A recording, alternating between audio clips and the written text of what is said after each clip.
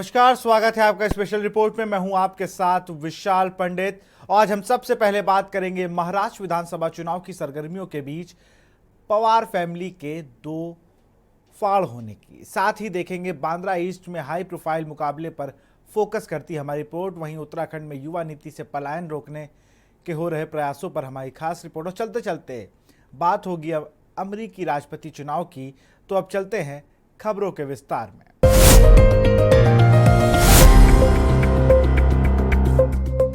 महाराष्ट्र चुनाव में कुछ ही दिन बचे हैं, ऐसे में राज्य का सियासी पारा हाई है। इस बीच राष्ट्रवादी कांग्रेस पार्टी एनसीपी में विभाजन का असर पवार परिवार के प्रसिद्ध दिवाली पाडवा समारोह पर भी पड़ा है। कारण शरद पवार और महाराष्ट्र के उप मुख्यमंत्री अजीत पवार ने पहली बार पुणे जिले में अलग अलग कार्यक्रम आयोजित किए। इस रिपोर्ट को देखिए। शरद पवार और भतीजे अजीत पवार राजनीतिक रूप से तो पहले ही विभाजित हो चुके हैं, लेकिन अब दोनों परिवार में पहली बार विभाजन देखने को मिला है। ये नजारा तब देखने को मिला जब दोनों परिवारों ने दिवाली पड़वा अलग अलग मनाने का फैसला किया। पवार परिवार में अलग अलग त्योहार मनाना ये संकेत भी देता है कि शरद पवार और अजीत पवार के बीच कुछ नहीं ठीक है। दोनों ने एक दूसरे की आलोचना करके अपने अभिमान की भी शुरुआत की। दिवाली पाडवा का एक आयोजन एनसीपी सुप्रीमो शरद पवार के गोविंद बाग स्थित आवास पर मनाया गया, जहां हमेशा से घर के सदस्य, पार्टी पदाधिकारी और विपक्षी दिग्गज के मित्र वर्षों से दिवाली के दौरान एकत्रित होते रहे हैं। वहीं दूसरा आयोजन बारामती में अजीत पवार के पैतृक गांव कटेवाड़ी स्थित फार्म हाउस में किया गया। इसको लेकर अजीत पवार ने शुक्रवार को एक्स पर एक पोस्ट भी किया था। अपने पोते और बारामती से एनसीपी उम्मीदवार युगेंद्र पवार का प्रचार करने पहुंचे शरद पवार ने गोविंद बाग में ये त्योहार मनाया, जबकि उप मुख्यमंत्री और एनसीपी प्रमुख अजीत पवार अपनी पत्नी और सांसद सुनेत्रा पवार और दो बेटों पार्थ और जय के साथ कटियाचीवाड़ी में जश्न मनाने पहुंचे। वहीं परिवार में बंटवारे को लेकर सुप्रिया सुले का बयान सामने आया है। इस पूरी घटना को लेकर सुप्रिया सुले ने बीजेपी पर हमला किया है। सुप्रिया सुले से जब इस बारे में बात की गई तो उन्होंने कहा कि परिवार में बंटवारा बीजेपी का कारनामा है। हम सुबह निकले थे 4 बजे घर से, पूना से निकले थे और सुबह 7 बजे यहाँ पे पहुँचे। हम गए 8-9 साल से यहाँ पे पाडवा की शुभेच्छा देने के लिए, हम पवार साहब को मिलने के लिए यहाँ पे आते हैं। तो ये साल भी हमको बहुत अच्छा लग रहा है कि और इलेक्शन का जो माहौल बना है पूरे महाराष्ट्र राज्य में, तो उसके वजह से और ही थोड़ा जो उत्साह है वो युवाओं में। सुप्रिया सुले ने कहा कि दिल्ली की अदृश्य शक्ति ने घर और पार्टी को तोड़ा है। ये अदृश्य शक्ति का यश है। सुप्रिया सुले ने कहा कि दिल्ली की अदृश्य शक्ति का काम है घर फोड़ो, पार्टी फोड़ो। ये सब उन्हीं के कारनामे हैं। बता दें कि परंपरागत रूप से शरद पवार और अजीत पवार गोविंद बाग में दिवाली पड़वा के दौरान लोगों से मिलते थे। बारामती के लोगों के लिए ये भी मुश्किल समय था, क्योंकि शरद पवार और अजीत पवार दोनों में से एक को चुनना लोगों के लिए मुश्किल था। हालांकि उनमें से कुछ ने दोनों नेताओं से मिलने और उन्हें बधाई देने को प्राथमिकता दी। बता दें कि बारामती में अजीत पवार और उनके भतीजे एनसीपी उम्मीदवार युगेंद्र पवार के बीच जोरदार मुकाबला होने वाला है। बारामती में लोकसभा चुनाव में एक बार फिर पार्टी लाइन के आधार पर परिवार में मतभेद देखने को मिले, क्योंकि अजीत पवार की पत्नी सुनेत्रा पवार ने मौजूदा सांसद सुले को हराया, जिन्होंने आसानी से जीत हासिल की। पिछले साल जुलाई में अजीत पवार और 8 विधायकों की एकनाथ शिंदे सरकार में शामिल होने के बाद एनसीपी में विभाजन हो गया था। बाद में चुनाव आयोग ने उप मुख्यमंत्री के गुट को असली एनसीपी के रूप में मान्यता दी और उसे घड़ी का चुनाव चिन्ह दिया, जबकि शरद पवार समूह को एनसीपी का नाम दिया गया और उसका चुनाव चिन्ह तुतारी बजाता हुआ आदमी रखा गया। स्पेशल डेस्क के news India.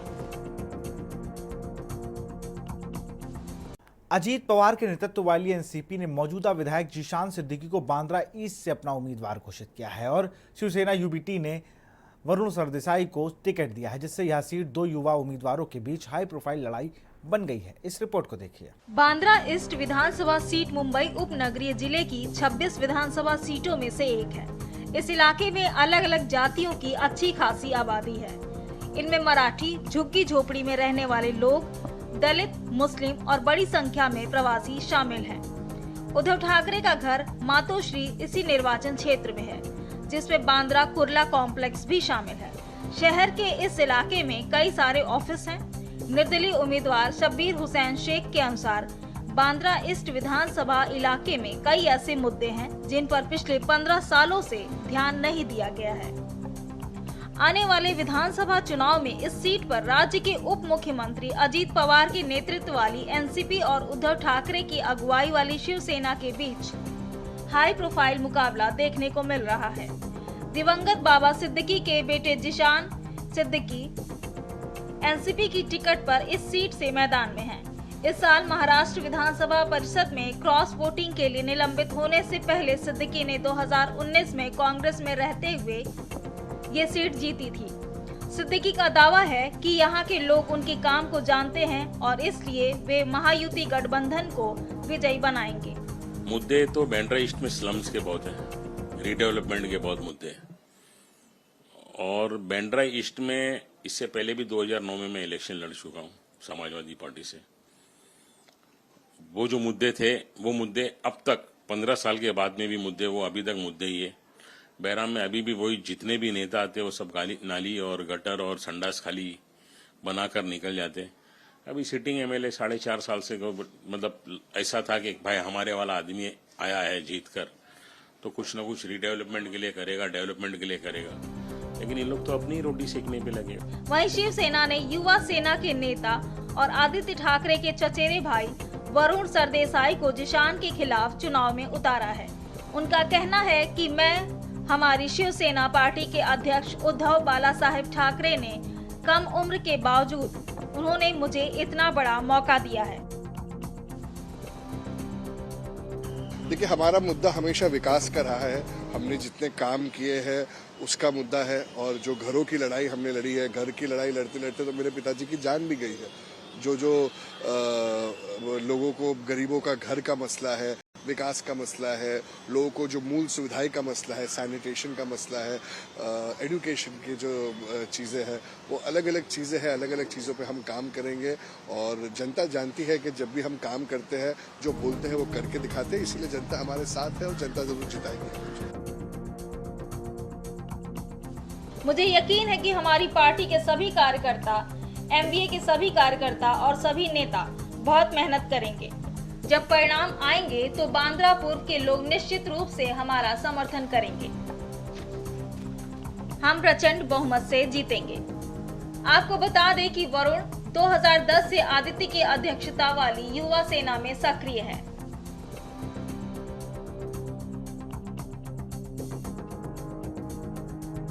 I'm very thankful to our Shiv Sena party president, Shri Uddhav Bala Saheb Thackeray ji. At this young age, he's given me such a tremendous opportunity. I'm sure all our workers, all our party workers, all the workers of MVA, all the leaders of MVA coalition, all of us will work very hard. And the people of Bandra East will surely support us. And when the result comes out, we'll be winning with a thumping majority.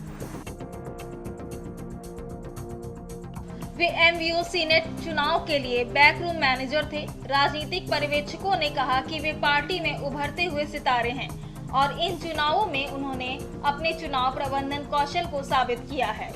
Varun Aditya की मौसी के बेटे हैं और उन्होंने America की Colombia university से civil engineering में एमएस किया है। सरदेसाई ने कहा, मैं 4 महीने से बांद्रा ईस्ट में तैयारी कर रहा हूँ। मुझे निर्वाचन क्षेत्र के हर कोने का दौरा करने और गणपति, ईद और नवरात्रि जैसे त्योहारों के दौरान लोगों से मिलने का मौका मिला। बांद्रा ईस्ट में आवास की प्रमुख समस्या है क्योंकि अधिकांश क्षेत्र झुग्गी झोपड़ियां हैं। बीकेसी की निकटता के कारण यातायात की भीड़ एक और बड़ी समस्या है। पानी की गुणवत्ता और खराब सड़कों जैसे बीएमसी से संबंधित मुद्दे भी मेरे लिए उच्च प्राथमिकता हैं। 288 सीटों वाली महाराष्ट्र विधानसभा के लिए 20 नवंबर को वोटिंग होगी। नतीजे 23 नवंबर को आएंगे। यहां रुकते एक छोटे से ब्रेक के लिए।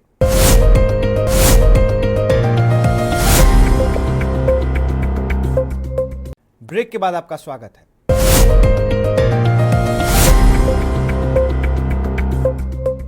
उत्तराखंड सरकार युवा नीति में संशोधन करने के लिए न सिर्फ आगे बढ़ चुकी है बल्कि 12 जनवरी को इसे लागू किया जाना तय माना जा रहा है। शासन युवाओं को स्किल्ड बनाकर रोजगार परक बनाना चाहता है। इसके लिए IIT रुड़की और माइक्रोसॉफ्ट के साथ MOU भी साइन किया जा चुका है। बड़ी बात यह है कि राज्य में 35 युवाओं को जापानी कंपनियों ने जॉब के ऑफर भी किए हैं। हमारी ये रिपोर्ट देखिए।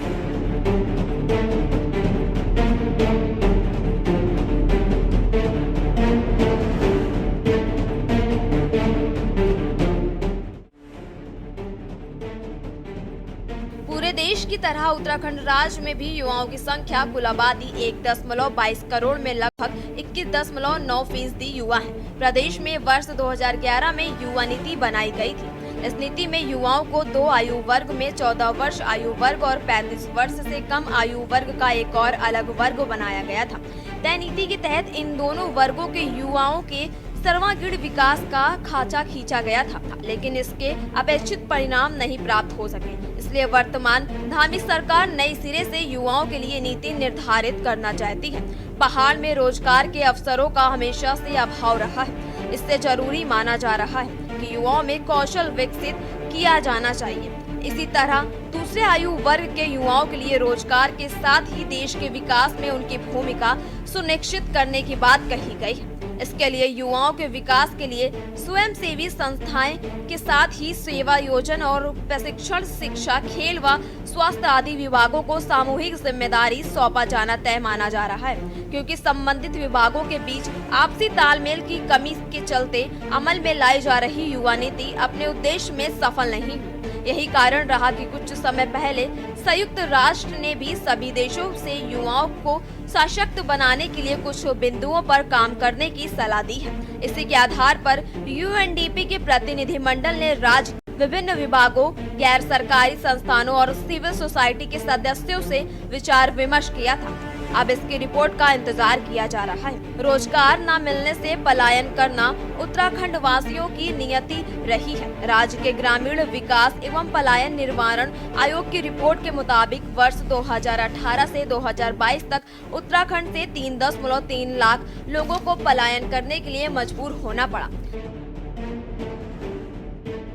प्रदेश के हमारे जो युवा हैं उनके संदर्भ में हमको उनकी आकांक्षाओं को जानना है, उनकी ज़रूरतों को जानना है, उनकी चुनौतियों को जानना है। तो उसके लिए निश्चित रूप से हमको और अध्ययन करने की आवश्यकता है, ऐसा मुझे प्रतीत भी होता है। और निश्चित रूप से आज के इस बैठक में इस बात की समीक्षा भी की गई है कि हम लोगों ने जो यूथ पॉलिसी कमीशन डिपार्टमेंट ने बनाई है या नियोजन डिपार्टमेंट ने जो बनाई है, उसमें यूथ चाहे वो हमारे पहाड़ के हों, चाहे हमारे सीमावर्ती हों, चाहे हमारे आपदाग्रस्त क्षेत्रों से आते हों, और चाहे हमारे मैदानी क्षेत्र के हमारे यूथ हैं, तो उनसे कितना आप लोगों का संवाद रहा है, इसकी भी आज समीक्षा की गई है। यह सभी राज्य के अलग अलग 92 प्रखंडों 6436 गांवों के बाशिंदे थे। रिपोर्ट के मुताबिक संबंधित लोगों ने स्थायी रूप से अपना घर भले नहीं छोड़ा। इन 72 प्रखंडों के 2067 गांवों के 28,631 लोग स्थायी रूप से प्रदेश के बाहर जा चुके हैं। चौंकाने वाले आंकड़े यह हैं कि इस अवधि तक होस्ट विलेज की संख्या 1792 हो गई है। इसमें टिहरी के 9, चंपावत के 5, पौड़ी व पिथौरागढ़ के 3 और अल्मोड़ा व चमोली के 2 गांव शामिल हैं। माना जाता है कि 2008 से 2018 तक 70.3% की तुलना में 2018 से 2022 के बीच 76.9% लोगों ने इस राज्य के भीतर पलायन करते हुए प्रवास किया है। अमेरिका राष्ट्रपति चुनाव का समय नजदीक है। रिपब्लिकन उम्मीदवार डोनाल्ड ट्रंप और डेमोक्रेटिक उम्मीदवार कमला हैरिस दोनों ही अमेरिका में रह रहे हैं। भारतीय अमेरिकी समुदाय से समर्थन की उम्मीद लगाए हैं। इस रिपोर्ट को देखिए। अमेरिकी राष्ट्रपति चुनाव में अब बस कुछ ही दिन बचे हैं। ऐसे में रिपब्लिकन उम्मीदवार डोनाल्ड ट्रंप और डेमोक्रेटिक उम्मीदवार कमला हैरिस दोनों ही अमेरिका में रह रहे भारतीय अमेरिकी समुदाय से समर्थन की उम्मीद लगाए हैं। आधिकारिक आंकड़ों के मुताबिक देश में लगभग 52 लाख भारतीय अमेरिकी रहते हैं, जिनमें से लगभग 23 लाख वोटर हैं। ट्रंप और हैरिस दोनों ही इस कम्युनिटी तक पहुंचने की कोशिश कर रही हैं। हालांकि किसे समर्थन देना है, इसे लेकर भारतीय अमेरिकियों की राय बटी दिखती है। कुछ लोगों का मानना है कि धार्मिक स्वतंत्रता के मुद्दे पर दोनों दलों की नीतियां वोटिंग में अहम रोल निभा सकती हैं।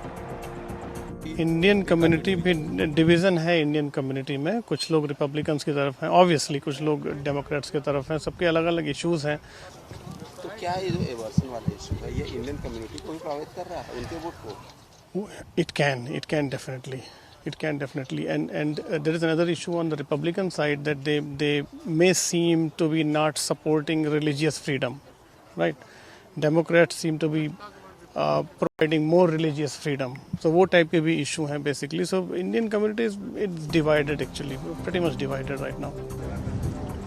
भारतीय अमेरिकी समुदाय के लोगों के मुताबिक बिजनेस कम्युनिटी के लिए बेहतर नीतियों का हवाला देते हुए अपनी राजनीतिक निष्ठा रिपब्लिकन की ओर शिफ्ट कर ली है।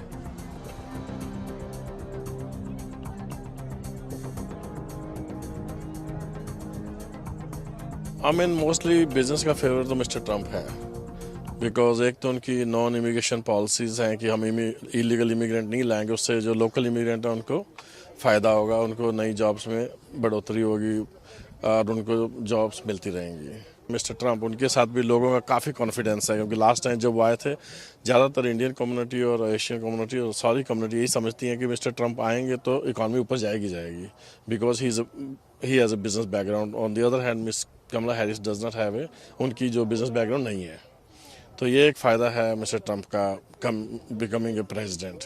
लोगों का एक ब्लाइंड फेथ है इनमें।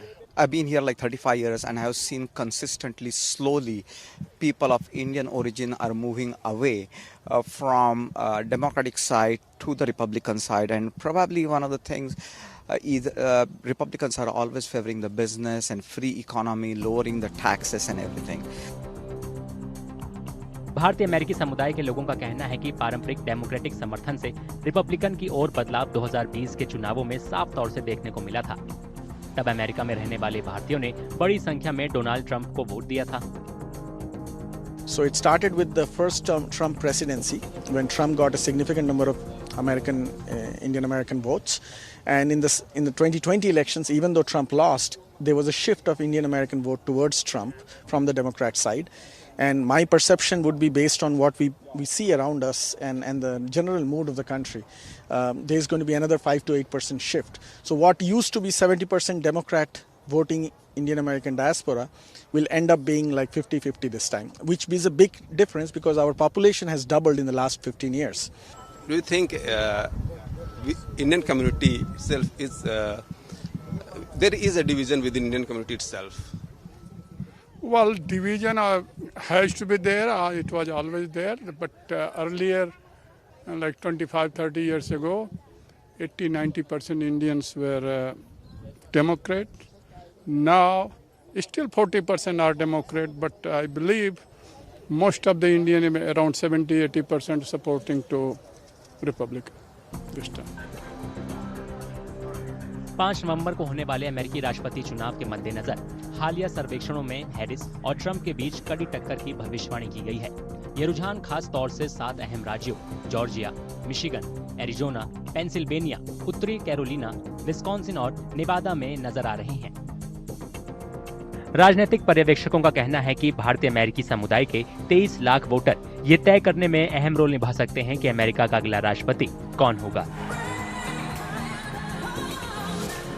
तो फिलहाल स्पेशल रिपोर्ट में इतना ही। देखते रहिए के न्यूज़ इंडिया। नमस्कार।